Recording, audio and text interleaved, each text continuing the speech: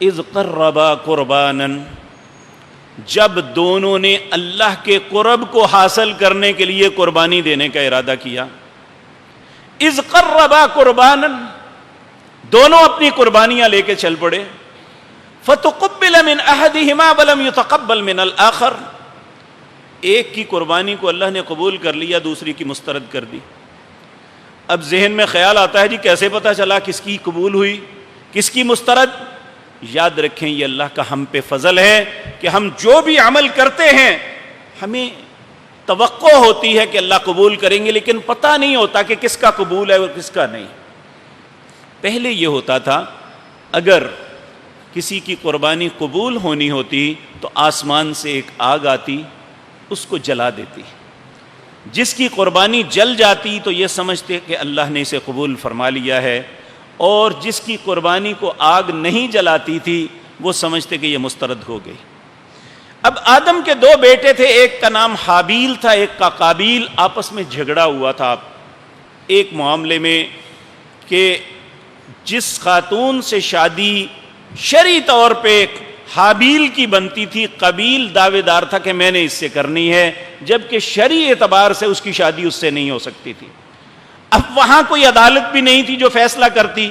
دونوں نے کہا کہ اللہ کی بارگاہ میں قربانی پیش کرتے ہیں، جس کی قربانی قبول ہو گئی وہ حق پہ ہوگا، اس کی بات کو مانا جائے گا. اب اذ قربا قربانا، دونوں اپنی قربانیاں لے کے قربان گاہ میں پہنچے. فتقبل من احدہما ولم يتقبل من الآخر، ایک کی قربانی کو اللہ نے قبول کر لیا، دوسرے کی مسترد ہو گئی. اب جس کی مسترد ہوئی ہے چاہیے تو یہ تھا کہ وہ اللہ کے فیصلے کو مان لیتا، وہ الٹا اکڑ کے کہنے لگا لأقتلنک، مجھے یہ فیصلہ منظور نہیں، میں تمہیں قتل کر دوں گا، شادی میں نہیں اس سے کرنی ہے.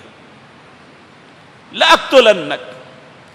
تو بھائی نے بڑا خوبصورت کلمہ کہا جو میرے اور آپ کے لیے بھی سبق ہے. اس نے کہا میرے بھائی انما یتقبل اللہ من المتقین، قربانی اللہ اس کی قبول کرتے ہیں جس کے دل میں تقویٰ ہوگا، جس کے دل میں خوف خدا ہوگا. جو اپنے دل میں کمینگی رکھتا ہے اس کی قربانی کی کوئی حیثیت نہیں.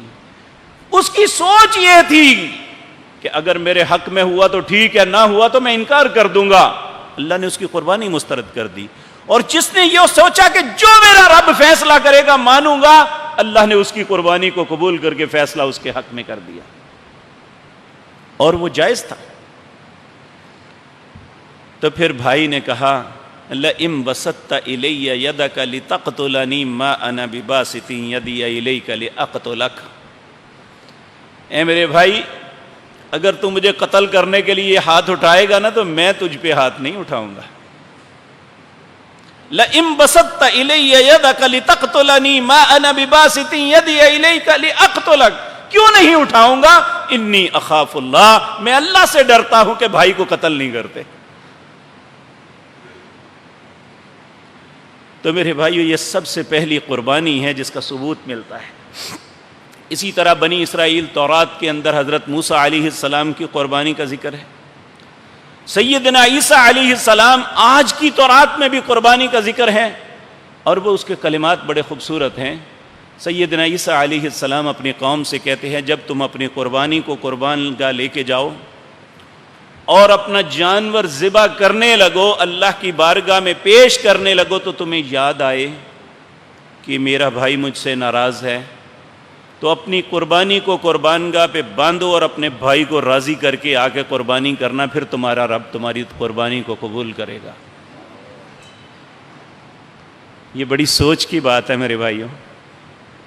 ہمارے کتنے بھائی ہیں جو ہم سے ناراض ہیں.